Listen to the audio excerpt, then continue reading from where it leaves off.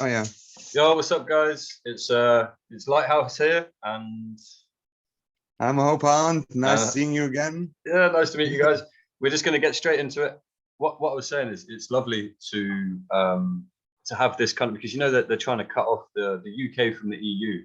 They're trying to create this kind of artificial divide. So even the fact that you're in Europe and I'm in the UK is fucking amazing that we're still, because they're trying to create these artificial boundaries. Like we were saying the other day, if you look at space, if you look at the world from space, there's no borders. It's just one planet, and they're trying to create these artificial divides. So even the pure facts that we're speaking, and other friends from Europe. I'm sure you've got other friends from the UK and America and stuff. Yeah, they're trying to create divides, and we need to be the people that transcend or overcome. Well, what's happening on the pretty sure you mean on law levels, or what's happening with the division? You mean like the Brexit getting into execution, or what? Yeah, well, it's executed, man. It's fully executed at the moment. So now they're saying they're taking down all the EU flags, and they're saying that all government buildings in the UK have to fly the Union Jack, which is our it's like England, Ireland, Scotland flag. And they're really driving this division. Like in the British news, they're talking about how the EU is this and the EU is that, and they're doing this, and national sovereignty that, etc. So they're really trying to reinforce psychologically in the population that it's a kind of you and us dynamic. And I think it's fucking insidious, man. We're all not just all humans, but the European Union or European countries and Britain, we share a heritage that goes back millennia. And exactly, they think that just by flying a few flags and creating some bullshit stories in the media that we're all of a sudden going to become enemies. Well, here's newsflash for you, British government. We're not. We're brothers and sisters, man. So fuck off. Exactly. Well said, man. It works on every level, man. I mean, it's completely normal to associate with your I don't know the region you're born with or anything, but and no matter of the circumstances of your birth or where you live, it's we basically share the same needs and desires and like wishes for fulfillment. So it's completely stupid to think in terms of anything. Of course, rational thinking is good when you look at something specific. Say like I don't know, doing some analysis about facts and figures or whatnot, but in the end it's just it's a construct. It's not there. It doesn't matter. The only thing that matters is the pure the moment that you are approaching the life that surrounds you and nothing else. Everything else is abstract. Like even I don't know, all the information it's a projection. Exactly. It's a projection of, as you said quite rightly, it's a construct, projection, an illusion, the veil, etc., etc. Like I say, the best one, if you look at space, if you look at the Earth from space, there are no borders, no boundaries, no lines drawn into the Earth. This is just ego. Men with big dicks and or thinking they've got big dicks and I've got this many guns, and you occupy that rock and I occupy this rock, so we're going to be in competition. I mean, it's actually so counterintuitive to the advancement of the human race as a whole, man. Like, get over yourself, man. Like, fucking. Sorry, I have had a few beers. No, it's fine. It's awesome, man. Go ahead. Share your rage, or it's not even rage. It's just it's a sort of frustration because you when you look at the world, you definitely see that all the all the institutions, all the laws that are in action, all the things that we call routines and daily normals, I would say, are counterintuitive. They're like completely the opposite of what's usual, natural. We're not connected to the ground anymore. We're wearing shoes. We're indoors. We have artificial light. We're stimulated with a lot of frequencies and like a device that is there 24/7, sending out signals, receiving signals. It's like and it's so fast paced, even though the rhythm of the world is usually not that fast paced. And no wonder we have so many mental illnesses. We're like so overstimulated.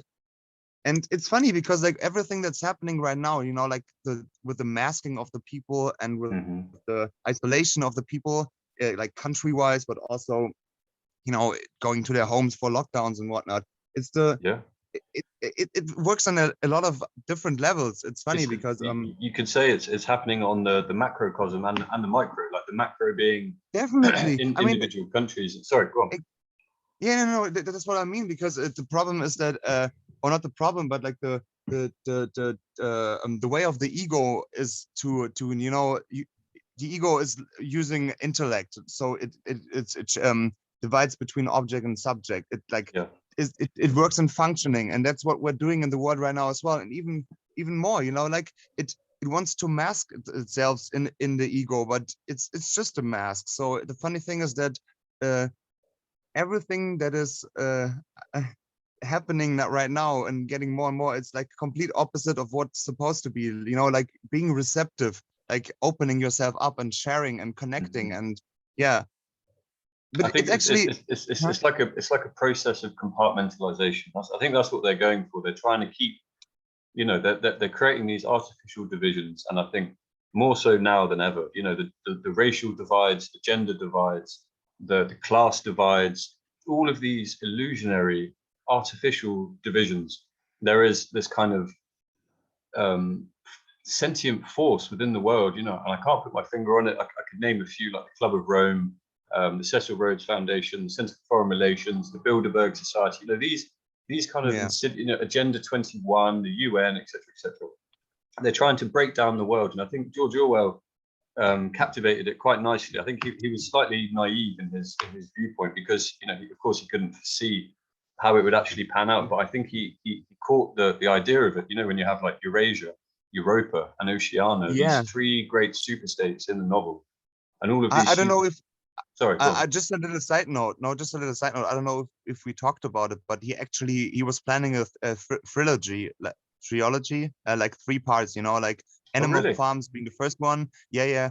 But he was dying in the process of 1984. Like while writing it, he was really sick that time, so he was not completing his work. But apparently, he No was trying way. to plan a trilogy. Yeah.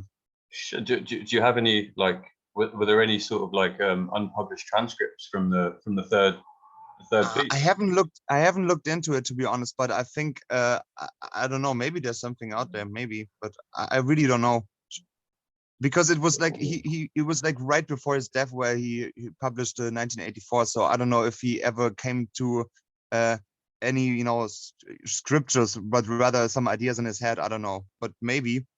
Wow, no, good. So if anyone wants to investigate in that, I mean, the internet has a lot of things to offer, so maybe there's something out there. Definitely, if anyone listening to this has any information, like drop a comment down below, or something along those lines. No, good to know, man. I totally never knew that. Yeah, But it's interesting, right? I mean, like all the dystopias that we kind of yeah, are I think I kind of think like I think a lot of them are worst case scenarios, because, like, I, it's all very well and good, and I think both of us said, didn't we, when we were coming into this, that we didn't want it to be like an Alex Jones kind of it's all going wrong type thing. Do you know what I mean? Because all that does is it imbues people with a sense of hopelessness and fear. And when a person's trapped in fear, they lose their higher rational cognitive abilities, and they kind of act out of that like base animal instinct and kind of and in the end, that herd yeah. mentality. But I think looking at what is actually going on, like, I feel more optimistic now than I did perhaps like early February, kind of late January time. Like, it was, as they said, it was going to be a dark winter, and I think it was a dark winter. It was a massive, 100%. yeah, dude, it was a massive transitional point. But looking at it now, like that protest that happened, was it this Saturday or the one before? It was the one. Um, what process? You mean like the 21st of March being like the start of spring and all? I'm not sure. Or, or The picture that you sent me, it was like all the different protests around the world. Was it last Saturday? I'm oh, the pretty sure. process? No, that was like 2 weeks ago. Yeah, 2 weeks ago, yeah, yeah, yeah. I mean, that 12th, I just that think, or in something. itself. I mean, in England, I think they estimated it was like 100,000 people. In London, I mean, Yeah, Germany was globally, like around 50, I think. It was really. crazy, man. Yeah, really good energy. I mean, I haven't counted, but there's plenty of videos out there where they have like time frames where they show like a speeded up version, and you can just see a mass of people coming, and it doesn't Hmm. stop. So Hmm. from my experience, it was at least 50,000, and even the mainstream media says it's around 20,000 or something. So Well, I mean, in some medias in England, they said, oh, hundreds of protesters in London. But I think what I was saying is that they've tried, you know, this small kind of shadowy cabal of globalists, you know, the kind of 0.001% that are trying to propagate their agenda on the rest of humanity. Yeah. I think they've rolled their dice, and humanity as a collective has seen them and has actually responded in a far greater and far more noble way than. And I think this goes back to, I think we were talking about it a couple of months ago, or perhaps a couple of weeks ago, that, you know, there's going to be this kind of dark, almost to the abyss, and then like a phoenix kind of rising out of the ashes, humankind rather, is going to clock, is going to recognize that there's this insidious agenda that's trying to be pushed upon us, and we're just going to say no. And like, if you look at the news in England on YouTube, the Telegraph, the Guardian, BBC News, and look at the like to dislike ratio on their videos, and I know it's not much of a measure to go on, but you know, they're talking about these new vaccine certificates, and the likes are like 200 and the dislikes are like 1,600. And that nice. For me is that, dude, it's massively. No, seriously, this is what I experience now as well, because you know what, right after the demonstration, there was all the mainstream media outlets already put videos on YouTube, like Spiegel, Bild, and FAZ, and all that. And like Bild, for example, did like a half-an-hour piece with like 2 topics, but like putting them together, kind of, you know, pointing at the direction. Well, the incident number went up, and also there's a lot of idiots that met there and, you know, did a lot of bad stuff. But the comments were largely positive, in a way that they were like, that's the reason why your viewership is declining, and this is a shame that what you're doing is called journalism. And I think a lot of, I don't know about England, but in Germany I have the feeling that at least half of the people that are, you know, active and are on the streets, or either doing something like we are doing around, you know, just talking and sharing and connecting. And I think the majority of them are like, I don't know, older people, you know. So and it's a shame for our generation, to be honest, but most of them. I disagree. I don't think it's a shame. I think you know, every generation has, because it's, you know, this planet, it's like Middle Earth in Lord of the Rings, and I don't want to go too deep into that, but you know, there's this kind of conflict between our lower self and our higher self. And our lower self is all about, you know, greed and possessions and ego and you know, like the shackle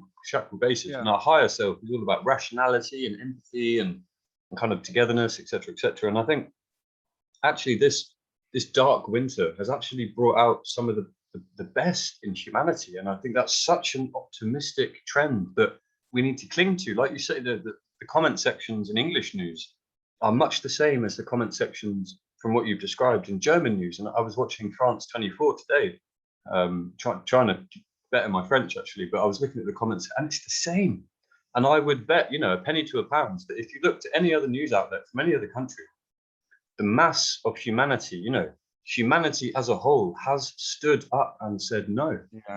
And I think this is just such a reflection on the human spirit. You know, the worst thing seems to get in terms of these power-grabbing, elitist, you know, dictators who think that they can play God. Their arrogance is astounding. They're honestly true. Their arrogance is astounding.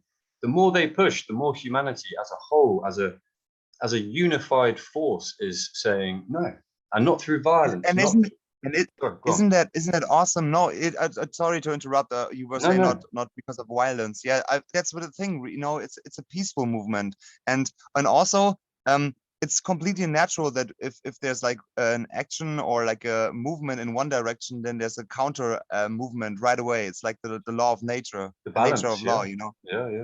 And the natural law. So and on this demonstration, for example, I went to, there was also, it was a representation of Germany, you know, like there was a lot of old people, but there was also a lot of young people, a lot of moms, a lot of, you know, I don't know, doctors, but also students, but also just, you know, everyday people, like, and they were all individuals in a way, but yet the energy was a really collective energy and a peaceful energy, and even uplifting energy, you know. And the funny thing is, most of the people, like we were, the people were all walking through the streets, and so we were also in parts where there were a lot of houses, and outside there were a lot of people standing either on their balconies or on their windows and just waving down and even like showing support, you know, like, and Yeah, man. I would say at least 80 or 90% of the people were like very supportive, like kids waving, and Hmm. you know, it was nice to see. And it was like even little small symbol, like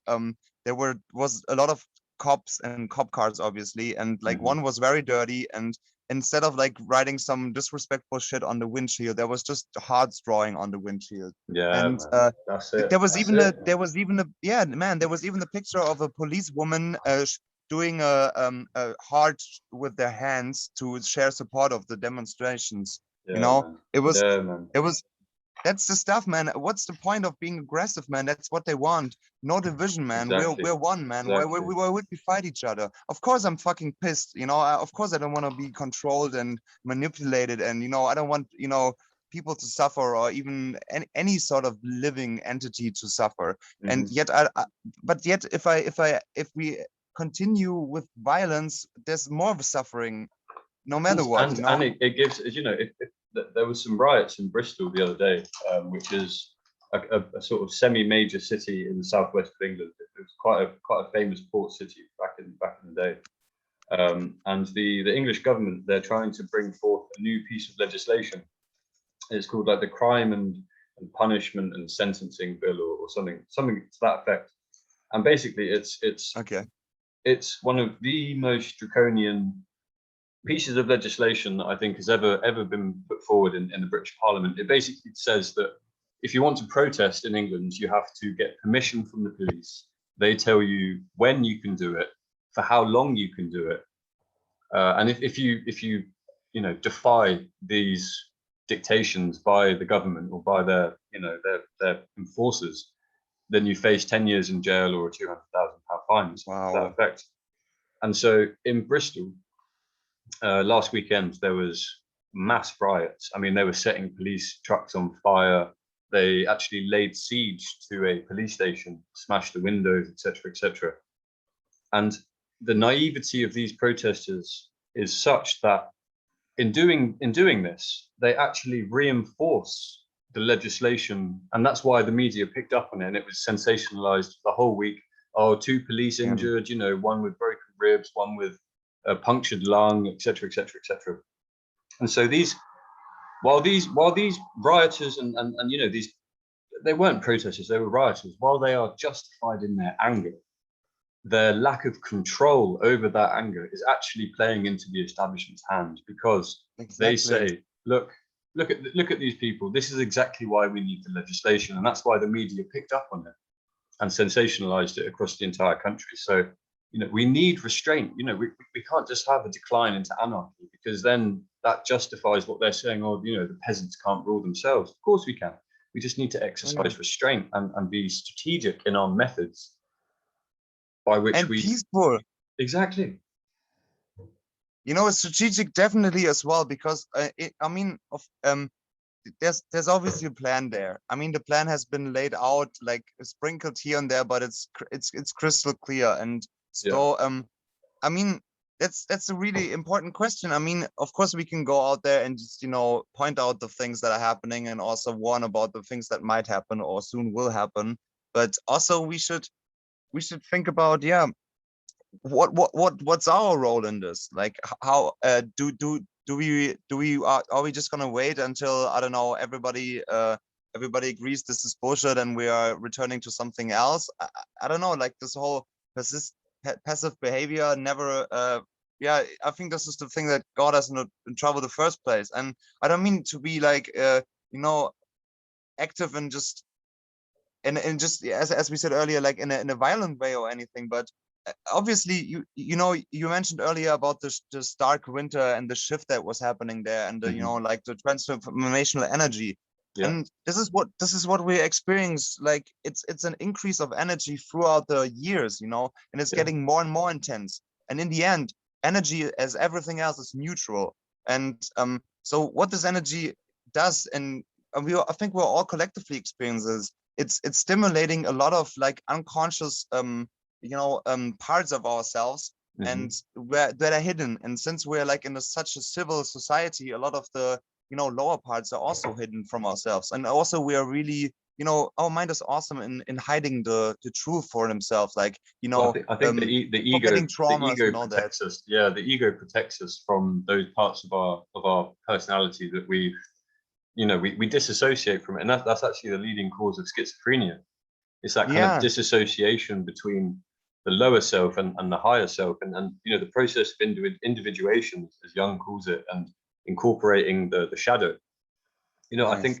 I think what as a race now, we are witnessing this kind of polarization, this kind of schizophrenic divide between the different aspects of our nature. And I think if we can't, as a race, as a collective, come together and unify, and so there is issues that make us angry, but rationally there's also a lot of good in the world. And I think the most important thing for us as a race moving forward is to unify the two halves of our collective unconscious, of our collective psyche, because we are a collective. I'm a Republican. I believe in the rights of the individual, but whatever way Yeah, you choose to swallow it, we are a collective. Just like there's many leaves on a branch, it's still part of the same branch. Even though that leaf is an individual, it's still part of the branch. And I think all races, the Chinese, there's talk of they're trying to fumigate. They're trying to foment a war. The minute they're talking about the China-America conflict. I mean, just fucking stop it already. Like, this is yeah, 2021, 2021, man. Like, we don't want your wars just because you want to profit. You can sell another 100,000 missiles. Fuck off, man. Like, we're done. And I think we are at this critical stage, and I am extremely optimistic because from what we've seen, the Netherlands, Sweden, Germany, France, Spain, London, Hungary, Bulgaria, Thailand, Vietnam, all across the world, there is humanity standing up and saying no in a non-violent way. But the powers that be, they are, and they will continue to try and infiltrate these and turn them violent. Agent saboteurs or agent provocateurs that yeah. will try and turn And these and and I, protests thi- violent. and I think this is why they're scared, because they now see that we're exactly these people that are standing up are exactly this thing that they're afraid of, because Yeah, they represent a unified variety of the human of the human creatures yeah, that are out there, yeah. and when they unify, and like, when they unify peacefully, they can still overcome any obstacles. They don't need to be governed, and that's the thing, that's what I mentioned earlier. It's that the conflict is on so many layers, but it's always the same, because in the end the government is kind of the manifestation of the egos telling us, dude, you need restrictions, you need some limits to yourself, some Mhm. identities, so because everything else is scary, man. It could kill you, it could kill your identity. But the natural way is completely different. It's spontaneous, it's playful, it wants to Mhm. explore, it wants to destroy the old in order to get the new. It's like it's a But natural process evolving. I do still think, like I don't subscribe to the left wing, I don't subscribe to the right wing. Like I try and transcend it and become like the transcendental third. Like it's like a child, Nice picture. if you have a child, the mother represents, for me, like the mother is the left wing, the father is the right wing. Mother is Yeah, emotions, left wing is emotions. It's all about, like this, that, and the other. Right wing is kind of the father. And just like any healthy child, you need both. You need the masculine disciplinarian and you need the nurturing mother. And I think what we're seeing at the moment is, we're having men and women turned against each other. We're having left wing and right wing turned against each other. And I think what we truly need as a race to evolve to the next stage of our evolutionary journey is an incorporation of of the two. We can't just have anarchy. We can't just have people indulging their every whim. Emotions fluctuate. We can't just have people indulging every emotion that passes through their body at every moment, because then it leads to chaos and anarchy. But we also can't have a purely disciplinarian, order orientated state, because it's just the death of creativity and life and spontaneity, like you say. And so what we yeah, don't need a revolution, we need an evolution of consciousness where we recognize the polarity and we unify and transcend that. We kind of rectify the paradox, as it were. We need both. Yeah. We need both. And in the end, there's not a paradox, because all the left and right, cold and warm, all this your apparent contradiction, there is none, because you need both. You need the light to have the shadow, and yeah.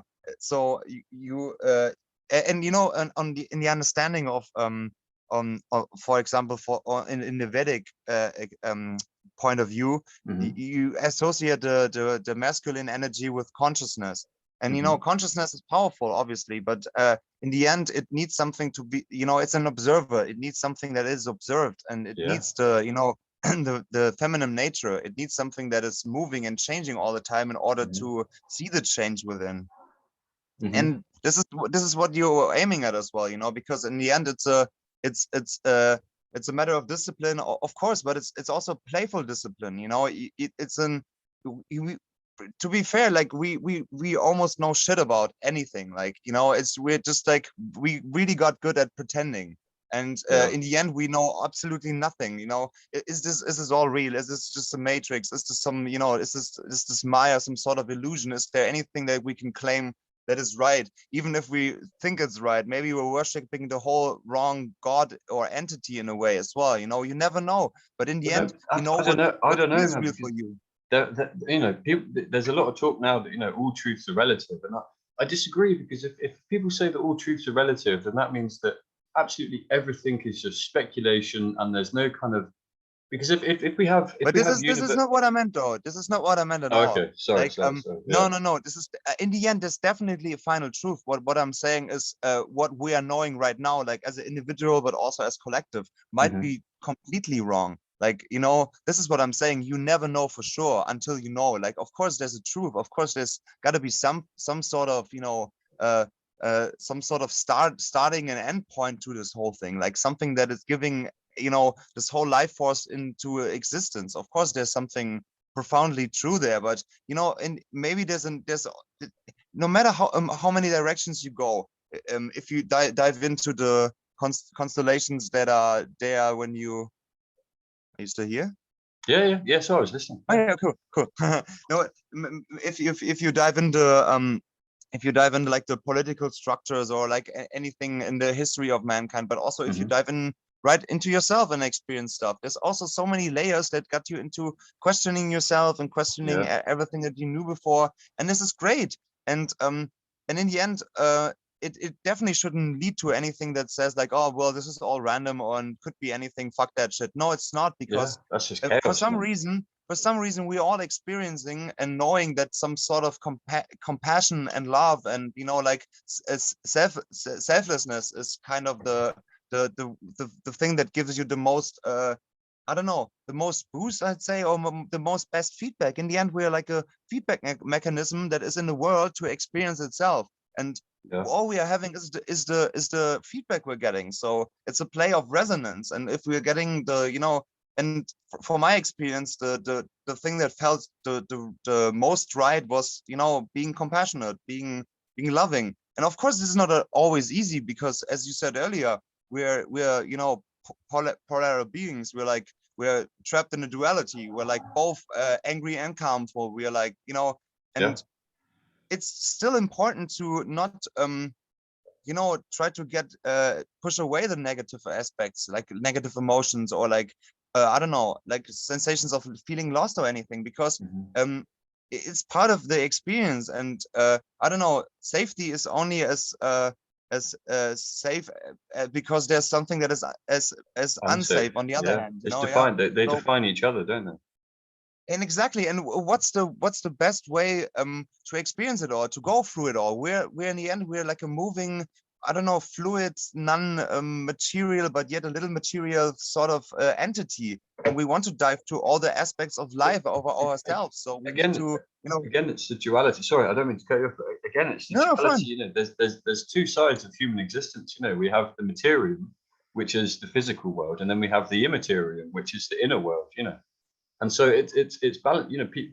You have people like monks, certain philosophico-religio orders, they they live in caves and they completely forgo the material world and they live a purely immaterium life, the inner world. And then you have certain people again on the other end of the spectrum that forgo the inner world, the immaterium, and they live a completely materialistic world and they just pursue money. And again, it goes back to this polarization of both are fine. I exist and you exist and we all exist within the materium and we all And the funny exist. thing is they are both right as well, because they are the experience of the individuals, or like the collectives or anything, and so they kind of create their own reality. I'm not so sure, man. I see, again, it goes back to this idea of, is there finite truth, or is there an objective truth versus, we're all just living in our own relative truths, and I would Yeah, postulate that actually we all exist within one truth. exactly, If you still pull, sorry, the one truth, and I'm 100% on board on that, totally. But within this one truth, there's all the other possible truths, or not possible, like, but the point of views, the perspectives, because yeah. in the end it's as you said, like, it's a spectrum, and it's a spectrum that's all there. And But and I you mean, think that perspectives are just different ways of viewing the truth? Like, there's a it is, really it's good like, book it's, by Aldous yeah. Huxley called The Perennial Philosophy. Oh, yeah. And what he's done, he's looked at all the major world religions. He's looked at Christendom, he's looked at Islam, he's looked at Buddhism, he's looked at Taoism, and what he's done is he's kind of found the common chord, the commonality that exists between all of these religions. And I think religion is just one culture's attempt at identifying the same truth that we all look for.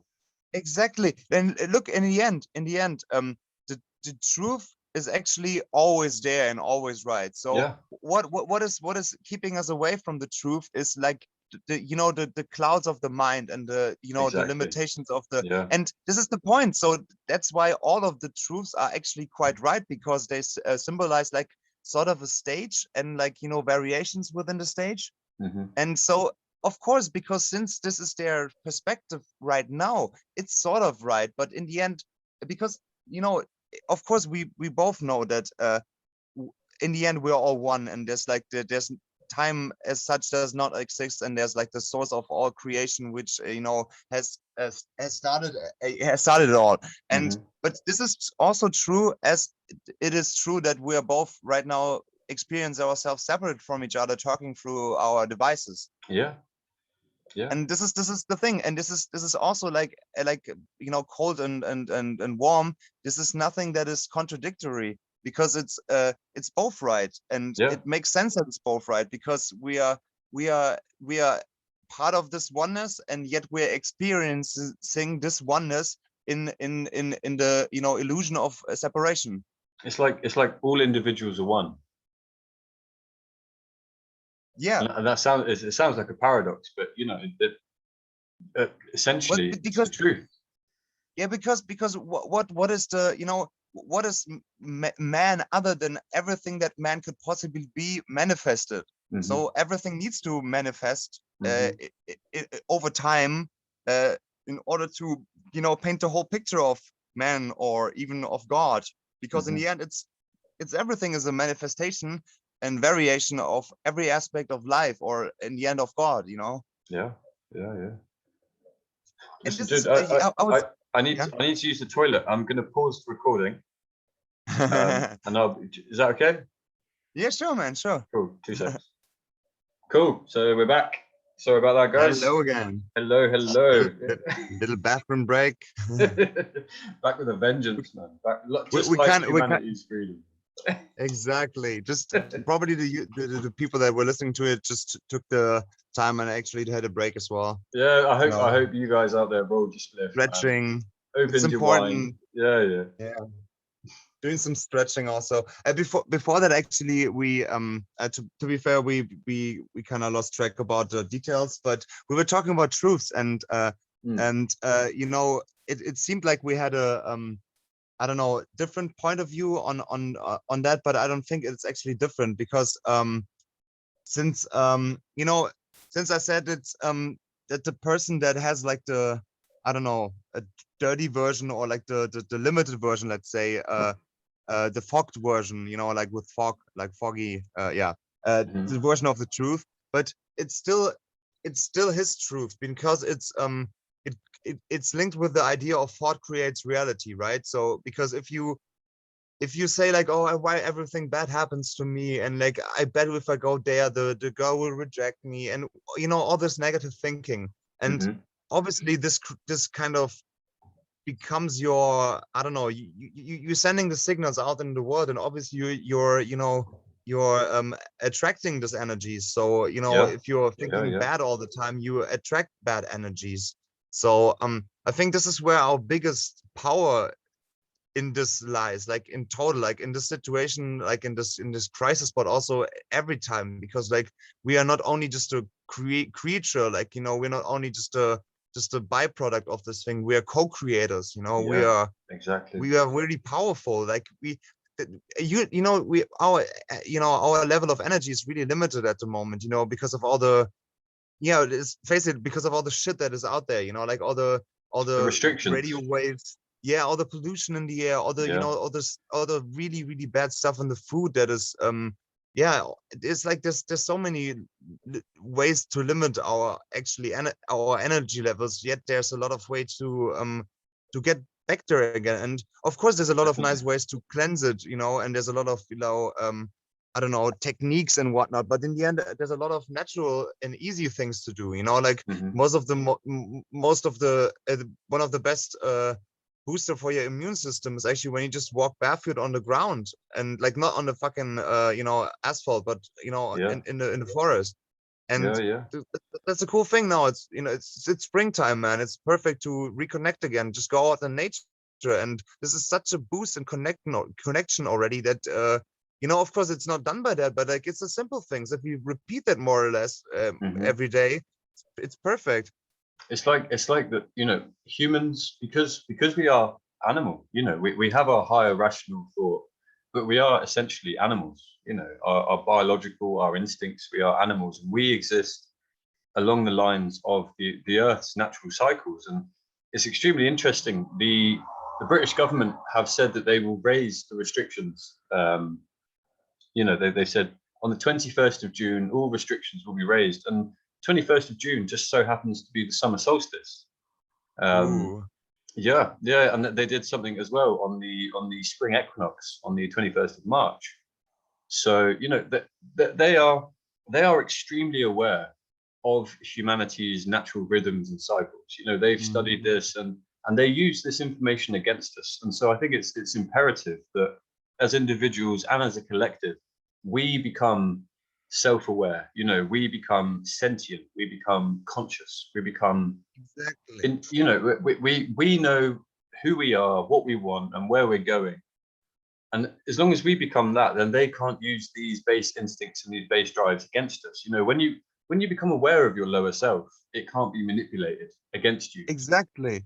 And this is what's happening with, the increase of energy, because the increase of energy is there because I think it's a natural development, but also it's enhanced by all the, vibrations and all the stress that is given to Yeah, the cells and the yeah, mind. yeah, yeah. And you know it's hard at first to face it, but in the end, everything that is it's remotely close to pain or anything, it's also an illusion. Of course it's easily said and understood, like, well, everything is an illusion. Of course pain is an illusion, but it feels painful, yes. But um it's it's a really interesting technique, and just to approach that, like, for But I example, see. I when you don't. work out or something, you do the same, right? You're kind of going to the level of exhaustion that you feel pain, and after Mhm. the pain there's like a new barrier, a new frontier that you created within yourself, a bigger one.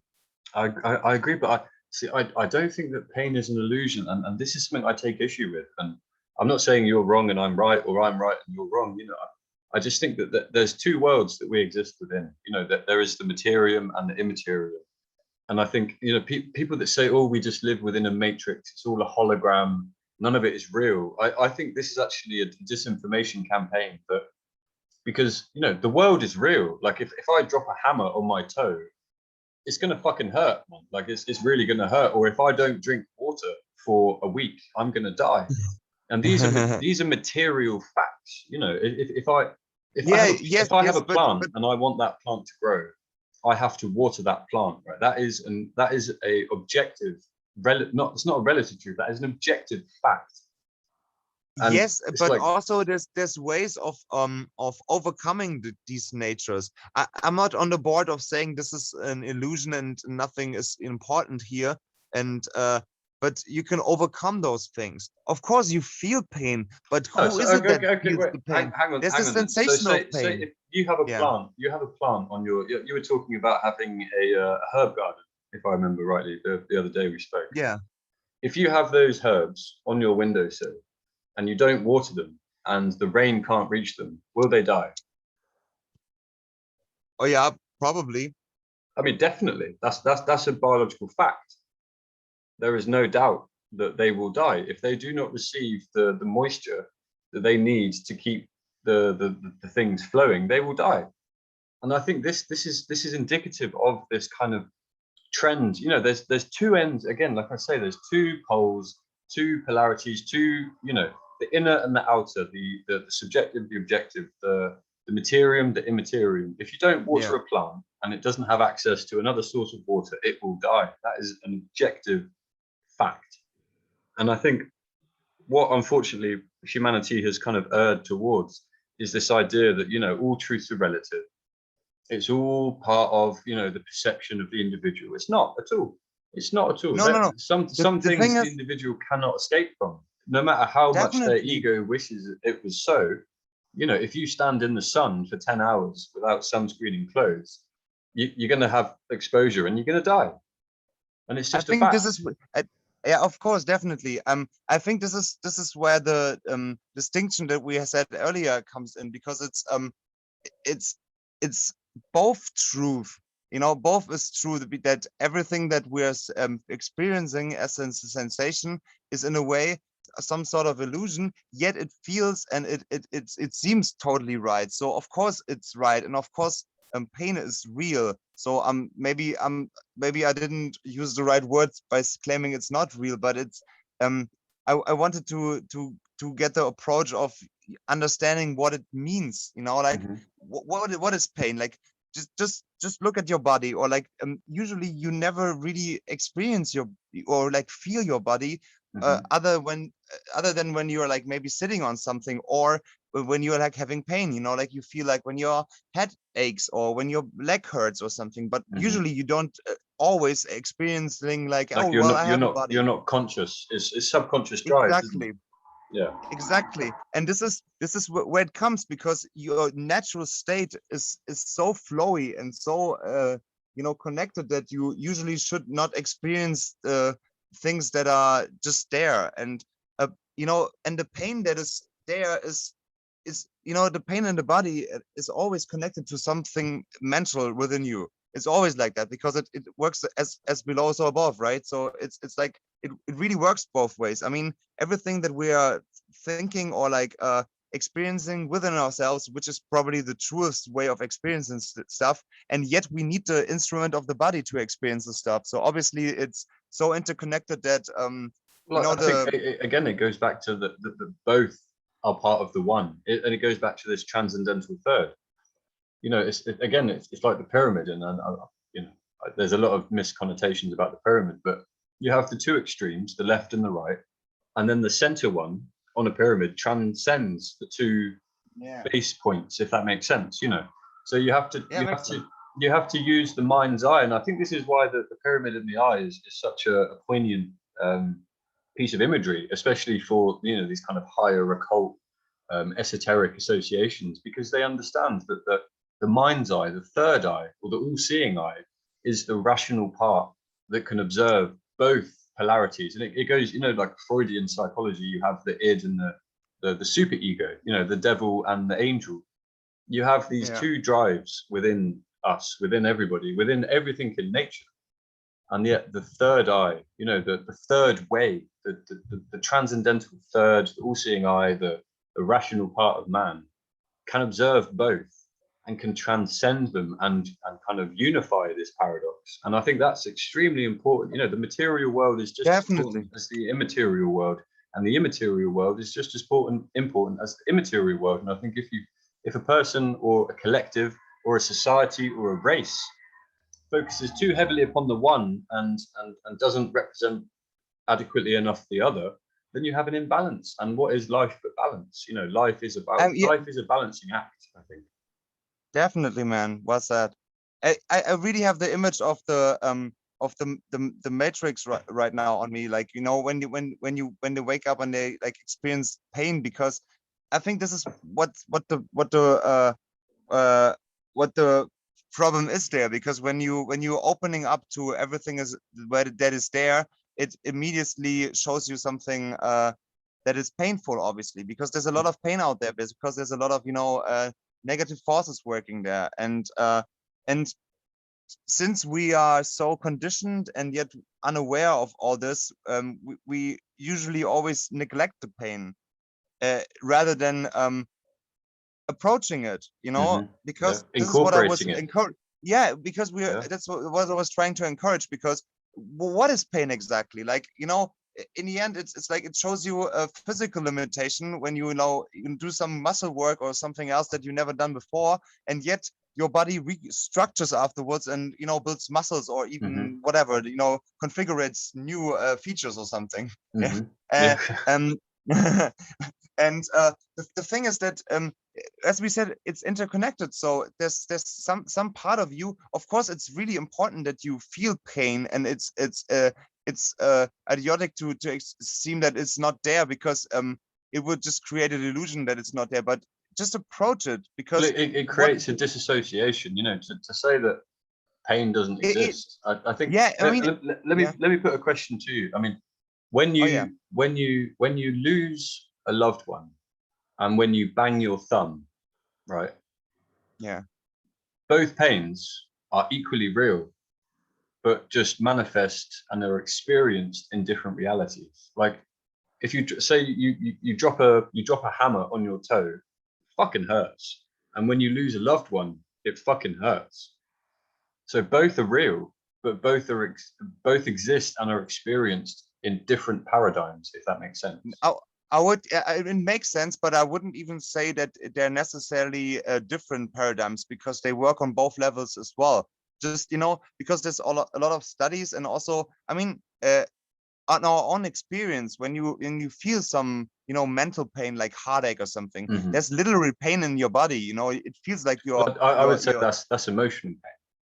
Yet you're feeling it through the body, don't you? You're cramping around, you're wimping, you're whatever you're doing. The reaction still happens also with the body, but the body is the instrument. Obviously, it works, but it still manifests in some ways. Yeah, no, you're right. So they're interconnected. Yeah. So they're part of the transcendental third. Both are experienced. Exactly. Yeah, no, quite. I like the way. And that's Yeah, why it's a really nice way to that's why put it. it's necessary to definitely always, you know, face the pain, because in the end it's not there, and it's that's but it's not done by just ignoring it at the first place, but rather approach it first and see then what is it actually, because Experience it, to allow yourself to experience it. Yeah. exactly, it's it's a sort of limitation, it's a border that you created within yourself. I mean, it goes on it goes on a high level, but it's a nice procedure to actually, you know, expect, you know, I mean, look, for example, when you do there's a meditation technique called vipassana, which is basically the technique that Buddha gave the world as a, I don't know, legacy, I say. And you travel with your consciousness through your body, and kind of just, you know, observe different parts, and whatever sensation you're feeling, most likely it will be some sensation of itch, or like, I don't know, probably pain and maybe heat or something, and you just observe it and just, you know, accept it and just move on to the next part. And it's a It's simple technique. transient, isn't it? It's, you know, all things in this life are transient, except for, Yeah, you know, death and and the taxes. thing is, yeah, and the thing is, they're all coming out there, and it's not only that you feel the pain or like the sensation in the body, but also you see a mental picture of an emotion, of an experience, or whatever it is. And by conditioning yourself to, just, appreciating it, or at least giving your attention to it, then letting it go, you are also training yourself of actually letting go when it's because we are confronted with sensations and experiences, and all the things that are happening to us. There are a lot of things to overcome, and if we are just not learning that we don't have to react to everything, and we're not a slave of all the things that are out there, that then we can because in the end it's the world and our mind, they have rules, or they have like I don't know, they function in a way, and either we learn how to use it, or we are just always going to be slaves, because all the problems that are coming to our lives are working in patterns, and these are things that we are attracting because some part of our unconsciousness kind of attracts this stuff right and now. hasn't like processed it. It's like a lesson that hasn't been learned. Exactly, and I think we never can hide from the lesson, and collectively as a species, we were running away from the truth and like hiding from it, and just trying to do our little things and entertain ourselves with little things, and just it's like talking on the sort of pop back to the micro and the macrocosm. Like on the microcosm, it could be somebody that has like a negative attachment style and is kind of narcissistic, and then on the macro scale, it can be like the kind of the impact of colonialism that we still feel. The Western world is so far advanced, and yet 2/3 of the world is still in complete poverty. And yet if you try or I think we're getting better now, but if an individual is confronted with their own negative habits, they have a tendency to kind of block it off and deny it and to suppress it. And we have this similar feeling with the Western world, where we are fully aware that the reason we can buy a t-shirt for €3 or £4 or whatever is because some poor bugger in Bangladesh is working 12 hours a day for like $3. And yet we have this kind of cognitive dissonance. And again, this comes to like schizophrenia and this separation of the psyche and the collective psyche that we're seeing now, because we know things are bad. Again, with the individual, I know things are bad, or XYZ knows things are bad. However, they suppress, and that suppression then manifests in other ways. And again, just like the society that we see today, we know that the reason we are so blessed and privileged is because somebody else is being taken advantage of, and yet we suppress it. And so we see riots and anger and burning. I think this is where as above, so below comes from. As the micro, so the macro, so the macro as the micro. And I think the main thing that can be done is if every individual took responsibility and incorporated their shadow, and instead of suppressing and rejecting, actually became one. I think we would see a massive global shift where society would become one. I think instead of going out and trying to demand change, change begins, be the change, and it goes back to the cliche. But if every individual took control of themselves and took ownership of their own self, their own psyche, their own id and superego, I think humanity as a whole would reflect that. Instead of individuals going out and trying to change society, I think if individuals change themselves, society would change naturally as a byproduct. Exactly. And a strong society needs strong individuals. We don't need society. The society needs us, but it needs us to be strong and independent and open-minded. And otherwise, it won't work, because then it will always lead to totalitarianism, to some dictatorship, to some sort of control and power vacuum. And we don't need that. We actually have the capability to overcome everything, but we are conditioned to ignore all this negative and lower vibrational stuff that you were talking about. And not even that. Not just taught to ignore it. We're taught to indulge it.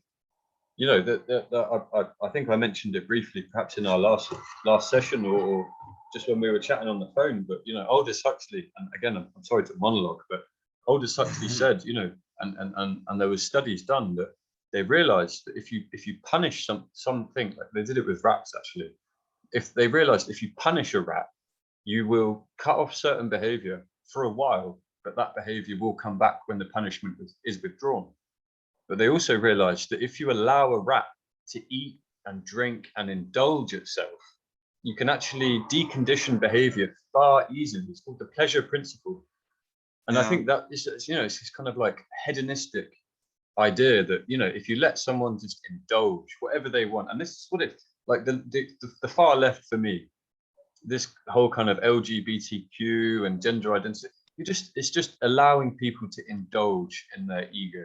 Exactly. And this is the you know, you were talking about actually overcoming your shadow, and we're stopping right in front of the shadow. You know, it's at least we're talking about negative stuff in public, but we are kind of accepting it more. It's more like this is just who I am, accept me like this. Yeah. Instead of saying like, where is this coming from? This is something that I should, you know, use. It's not, of course, we should always be, you know, be driven and not being happy about ourselves. We Exactly. should be happy about Yeah. ourselves, but we should also constantly change in a way that improves our lives and then the lives of the people and the livings around us, you know? Yeah.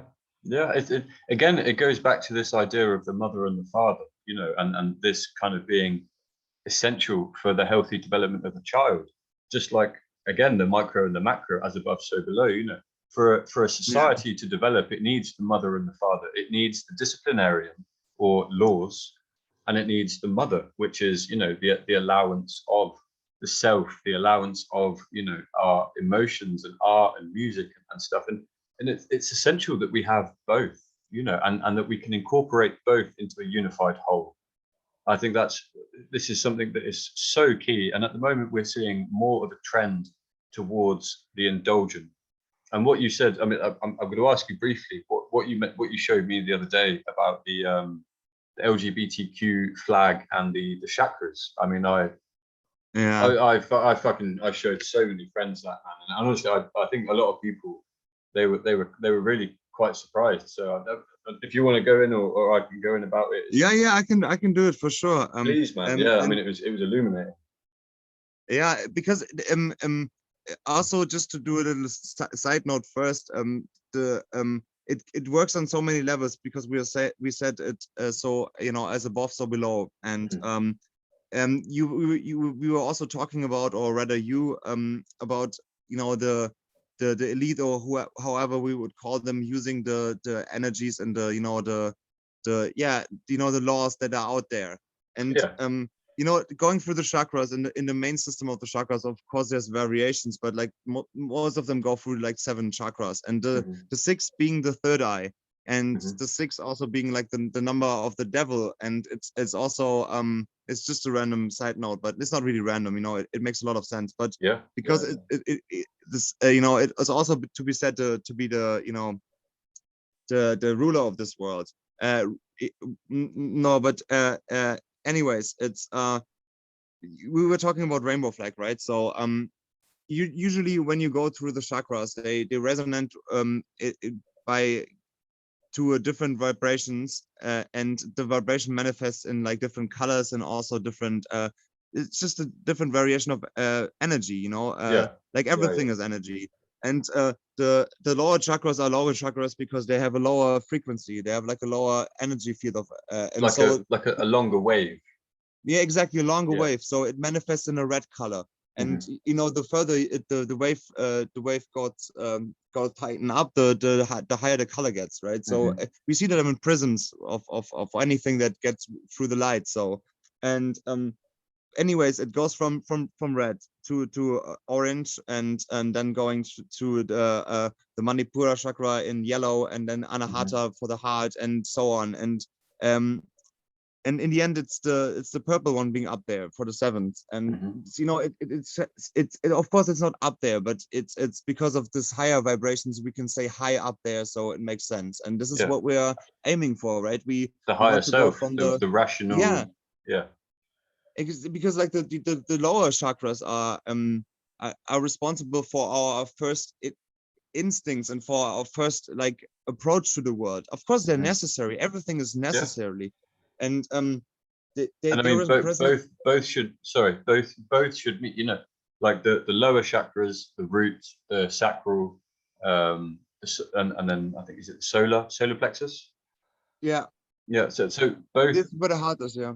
both spectrums, you have the higher self and the lower self, both should meet in the solar plexus, you know, and that's where we have like the cult of Mithra and Jesus and Osiris, the sun, the light, you know. We should have this kind of balanced middle ground within the solar plexus that balances perfectly the lower ego with the higher rational.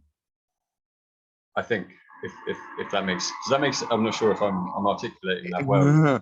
No, actually made sense, man. And it's good that you mentioned it, because it's really important. I think one big mistake in this spiritual journey is always to neglect the lower chakras as well. Yeah. And collectively, we're doing this in the society as well, because we are kind of rejecting our animal nature, our root. And it's like again, no, we're not really rejecting it, sorry, but we're perverting it in a way, because it's supposed to be about our identity, obviously, about like where we're from. Like this is the impulse of saying I am, which is of course again, the first. it goes back to this polarity. You know, we have half the world, you know, talking about I am, and then you have the other half of the world talking about we are. And so, you know, again, it goes back to this polarization of mankind, which is so against our interest. You know, we have the left wing, which is I am, and then you have the right wing, which is this kind of rationally based. And both are right, both are correct, 110%. But both are also wrong in the fact that they're neglecting the other. You know, if the man neglects the woman, he's wrong. If the woman neglects the man, she's wrong. If both come together and form union, they create a child. They create the transcendental third. Yeah. And they maintain they maintain the world, you know, that they share their energy, combine it to another entity, and you know, start a new generation. This is amazing growth, evolution, through love, you know, by the act of love. I mean, this is so much, there's so much symbolism out there in the world, and yet we're kind of lost in details. It's so funny. Well, we say in English, the devil is in the detail. Oh yeah, he definitely is. I mean, what is it other than devilish energy that drives the mind through going through some spirals of thought? I mean, it's, of course, it probably created some sort of very amazing technology and even, you know, insights for the whole humanity, but yet all the greatest inventions and all came in a very relaxed and playful state. I told you, I think I told you before that Einstein, for example, he was taking a bubble bath, and then he had his best ideas because he was just so relaxed. Yeah, like the Beatles had like their arguably one of their best albums when they were in Rishikesh meditating, like the White Album they wrote there, you know. So and it's just a few examples, you know. A lot of people like Tesla, like a lot of geniuses just said that it was more of like a flowy state rather than like a really tense state. And yet we are collectively being in a stressful state because we think this is a productive way of, you know, approaching life. Not just because we think that, but I think that there are certain entities that have certain amounts of power that or benefit from us being in a tense state. You know, they definitely. You know, I don't know if you want to pick up on that train of thought there, but you know, talking about the news and media, and I'll pass it over to you, Hound, but I think you know what I'm talking about. Yeah, man, definitely. Yeah, I mean, this is the thing, man. Everything that we said earlier, everything is working kind of against us. So obviously we're kind of we're kept in the state of being stressed because I mean, when we look at our lives, what is really keeping us stressful is like maybe worries about our financial future, and you know, like the stress that we're having at work or something. But and maybe fear of something that is out there. But usually, where do you think, like, I'm gonna postulate a question to you, man. Like, yeah, do that, man. Where do you think the main fears that we are experiencing today, not 2019, I'm talking about from 2020, where do you think the main fears come from? What are the main fears, and who do you think stands to gain? Definitely the media. I mean, look at the people. Like I'm talking to a lot of people, even though of course the you know, the amount and the quality of contact is limited in these days, but still I'm able to talk to a lot of people, and most of them are not that scared, and most of them like haven't had any, you know, major or significant I don't know, cut in their lives or change in their lives because of the sickness. A lot of people even told me they got corona and just laid in bed one day and were fine. And so I think definitely it's created by the media, and it's created by the yeah, but the outlets that are just constantly And talking about. I mean, what just do the you thing. think? The funny thing is, What yeah. purpose do you think this is serving, and what do you think the agenda behind it is? Okay, so just one more thing before that. The Yeah, funny sorry, thing about please. the whole situation. No, it's fine, it's fine. I just try to order my thoughts. The funny thing about the situation, it's abstract. You know, it's something out there that is not really touchable. It's the same with like the I don't know, the fear of terrorism in the Middle East when the Yeah, Islamic but State were like the that's an biggest artificially threat. created fear that has been, in my opinion, my humble opinion, that's an artificially created fear that is Yeah, put definitely. upon us to justify certain measures and controls and kind of centralized power. So I I don't mean, think and these. Go on. no, and this is the funny thing because when you said that what's the purpose? No matter what really the goal is, like we don't even need to talk about any details. We could definitely, maybe we can do it right away. But the funny thing is that we need to realize that while we are in fear, you know, we are not Yeah, why? capable of What, doing like, rational decisions that's the anymore. most important question. Why do certain elements within the human population feel it necessary to keep humanity in a state of perpetual fear? I think I think that's one of the key questions of the 21st century, to be honest. Yeah, and I mean the quick answer is to keep them enslaved, you know, to keep them asleep. So And the question is to what is this is slavery? the question. What I is mean, slavery? yeah. I mean, I watched a really interesting lecture by a guy called Quentin Skinner, and he was talking about the evolution of the idea of liberty. Hmm. And you know, I'm curious, just from your point of view, like how would you define freedom or liberty? The freedom is the ultimate capability to do and I don't know, to experience life to its fullest without any limitations that are not there by giving late by giving by the natural law.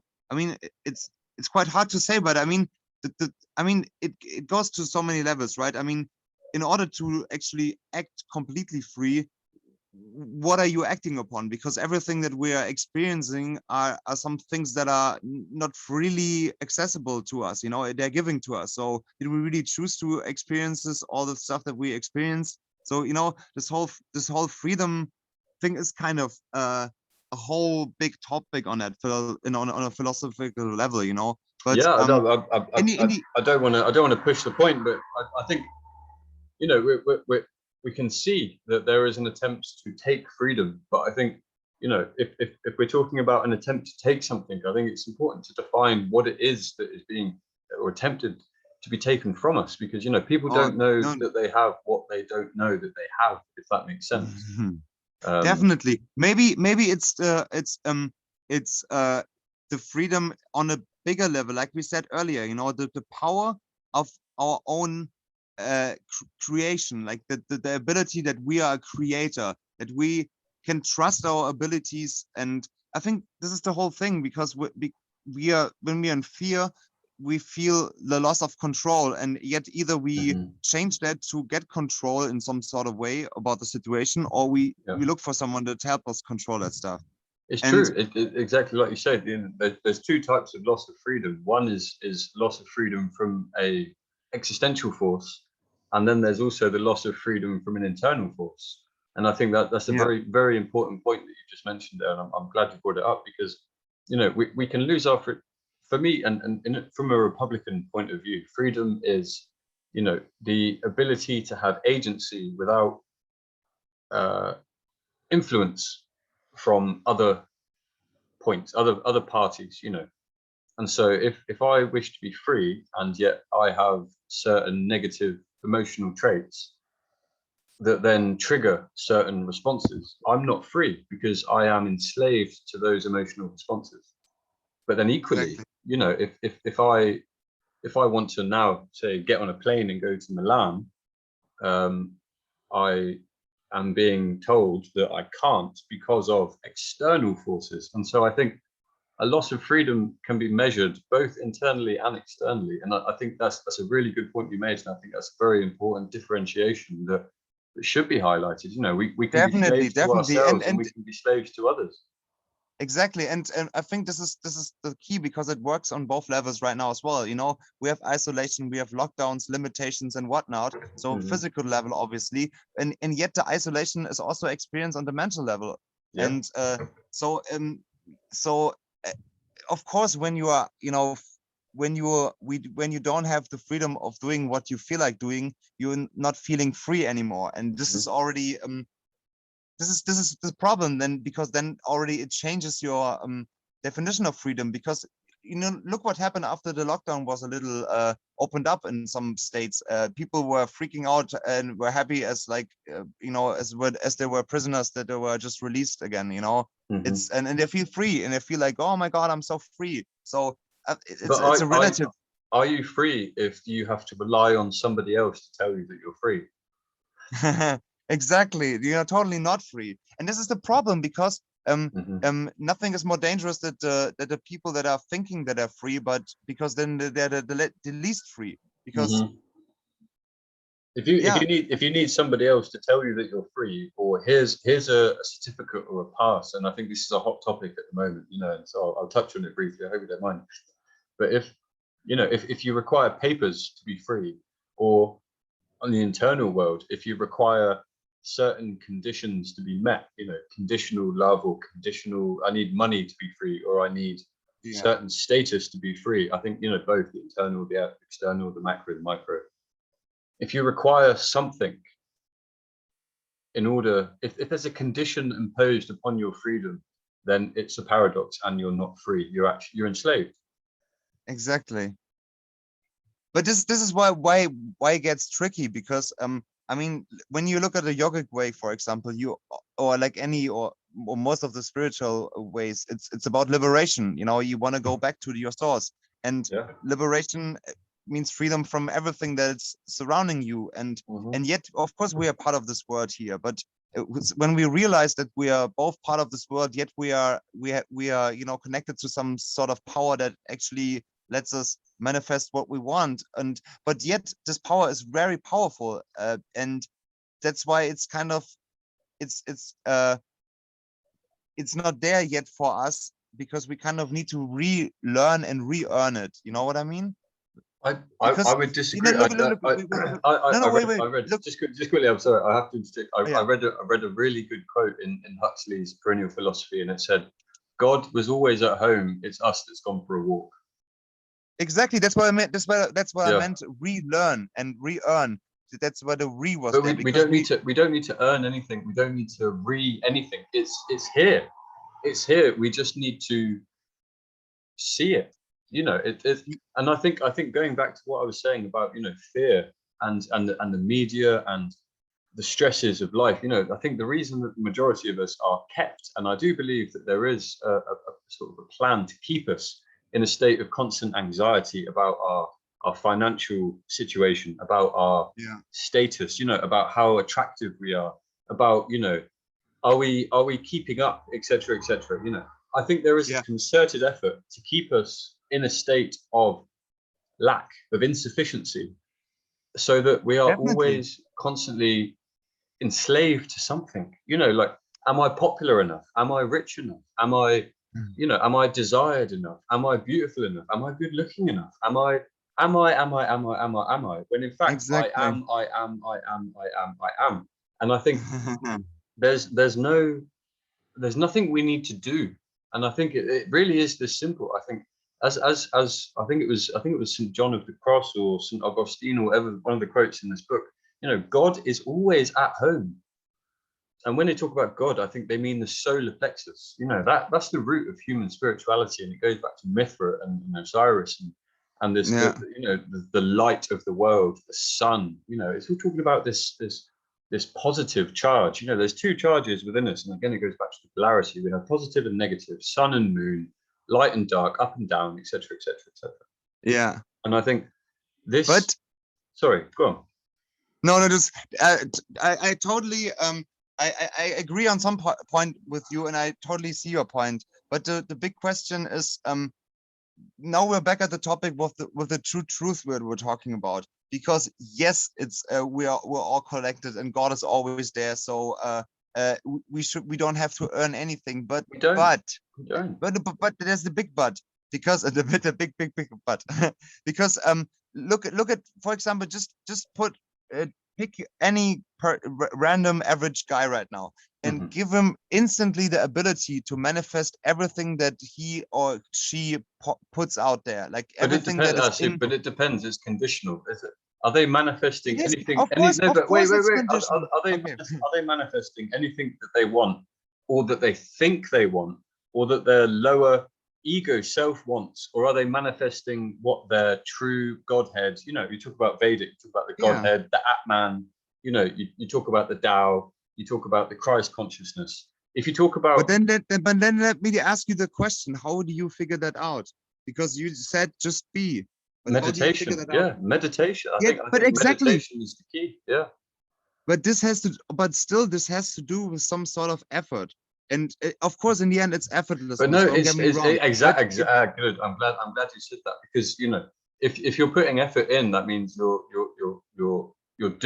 in the state of like doing this. Where I think, exactly, in the you end, it's said, effortlessness, of course. But you should still, because we are so conditioned, as you said earlier, because of that, we need to kind of clean ourselves again, mentally and physically. And and it goes in back order to to what do that, Rene in order, Descartes said. You know, the unlearning.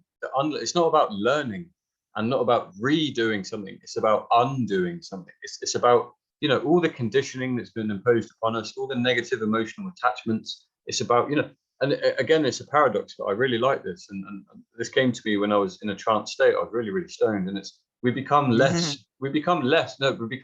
by becoming less, you know, definitely. by And unlearning, by, now we're going full circle, what freedom is about, because Augustinus, or Augustine, as you said, probably in English, said that true freedom means that you are acting one to one with the will of God. And how can you do that? By becoming a blank sheet. And not yeah, like as in, yeah, like a sheep that works around, because yeah, this is like the demonic way, but rather than like clearing yourself of all the falsehood of your identities. And yet this clearance is a sort of a process, and yeah. that's why it needs effort. But in the end, it's teaching you effortlessness. That's why it's paradox. But so Yeah, it's, I'm glad that we are both putting light on the both sides, because they are equally important and equally right. It's funny. I it's like the it, energy right here. yeah, me too actually, man. I think this, yeah, this is all. Well, dude, I need again. I'm sorry, the beers are flowing through my bladder, like the lies, like the lies flow through the BBC, man. So I need to use the toilet again. I'm going to pause it just for a second. And we're back. Yeah, So man. yeah, it was really nice talking to you. It was a really nice and long conversation, and I hope the listeners actually like what they're hearing, and we continue to keep this conversations going. They're actually nice. Yeah, And as thank you, man. yeah, thank you as well, man. And as we said, always we want to end with some positive note. I think the main topic, if there was one, but like it was all about like self-empowerment. It was all about you have the you have the power to create your own reality, and it's all there. You're just clouding yourself from it, and but by just keeping calm and do whatever practice you need. It's not about just that everybody needs to meditate now, even though I really highly recommend doing that. But it's about experiencing, as you said earlier, it's about unlearning. Everything that we're thinking, what we're thinking that we're thinking is actually something that is put into our minds. Yeah, And it's important to relearn again to use our minds properly, because we have something within ourselves that is capable of knowing what is right, and knowing what is making us happy, and knowing what is making everything around us happy and more harmonic. And yeah, I'm 100% sure that every human being has the tendency of living in a harmonic way. Of course, within harmony there's always going to be conflicts and battles and even pain and whatnot, but not well, on this do you know not on what? this level.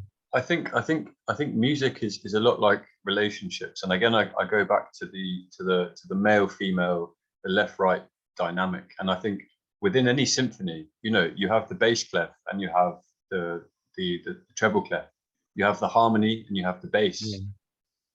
And I think this is fundamental to the understanding of the human condition, is that there is the bass, which is the deeper, the lower, the navel, you know, the Yeah. chakral, the root, and then you have the And harmony, which is, you know, the third eye, the crown, the throat.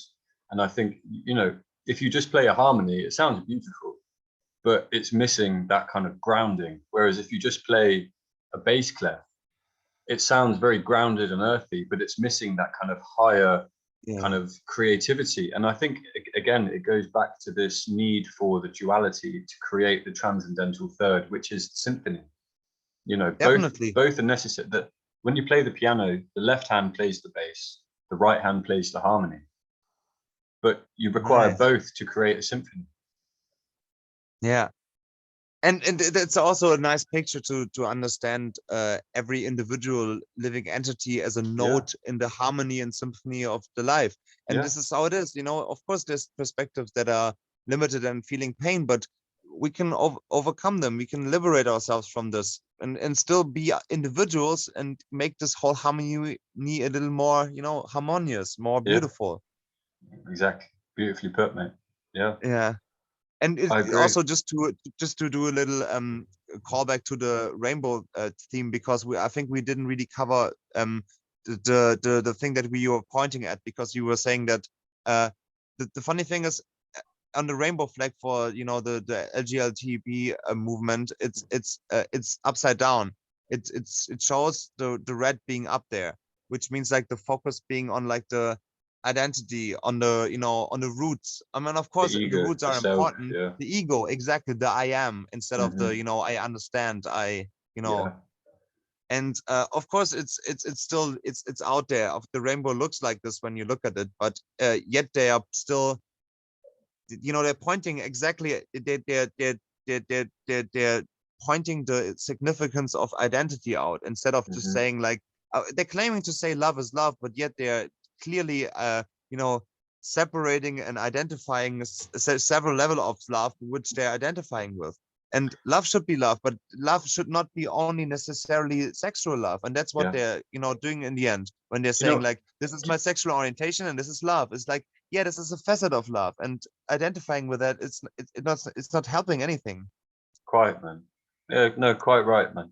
And what I think perhaps could be a sort of a resolution to this is, instead of having a flag where, you know, one is at the top and the other is at the bottom, perhaps we could have one where, you know, red is left and purple is right, and, you know, neither take precedent on the scale, but both are equally as important. Like the id and the Exactly. superego, you know, we have the angel and the devil. We have, you know, masculine and feminine. Both are equally as important as the other, but both are equally as different, but we're equal in the importance that both sides give.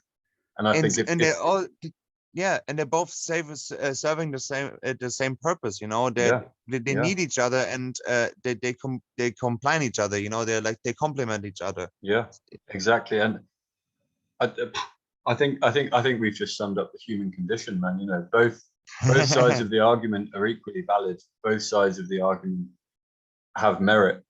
And if we can take from both and create this unified third, as when a man and a woman, you know, makes love and creates a child, they create something greater than the sum of our parts. I think if mankind can take the lessons of the left, the lessons of the right, we can become greater than what we are now. And I think that Definitely. is evolution as opposed to revolution. Definitely. And it's nice that you pointed out that this whole energy dance is the dance of feminine and masculine energy. Hmm. And when we are starting to only identify with one of them, we are, you know, rejecting the natural flow of both energies within Hmm. ourselves. And this is the Definitely. natural flow that is creation, you know. So it's definitely it's important to reconnect to that energy, and it's a playful approach, and we shouldn't be Yeah. scared about anything right now. I mean, of course there's a lot of things we should worry about, but yet there's still something to hold on to, you know. It's not too late for anything. Everything happens for a reason, you know. The darker it gets, the more light there is supposed to be. So obviously there's a lot of light out there. And Exactly. it's nice to seek that light within yourself, because there's more where that come from. You know, once you open a channel, there's more likely to get more information out of it. And I encourage everybody to just, you know, search within yourself and be nice to yourself, because in the end, we are talking about inside and outside, but yet there's no distinction between it, because every conflict that is within ourselves manifests outside. So when we're deciding to live in fear, that then life becomes fearful. Yet if we decide to live, you know, in harmony, and we're not, you know, I don't know, a slave of our anger or of something. And even if there's anger, we shouldn't reject it. Maybe even look for some way to get the anger out. Talk, maybe even scream, but not scream at anyone. You know, like just get in a playful relationship with everything that's happening within you, like every emotion, get it out, name it, and then just let it go. And this is I think a very encouraging way of approaching life, even especially in these times now. Do you know, I don't think I have anything to add there. I think that was a beautiful synopsis. Thank you very much, man. I think Thank you, man. I'll leave it right there. Guys, thank you very much for those of you that did tune in. Thank you very much, and please look out for the next episode of Lighthouse and Hope Pound. Thank you very much, guys. Good night. Thank you, guys.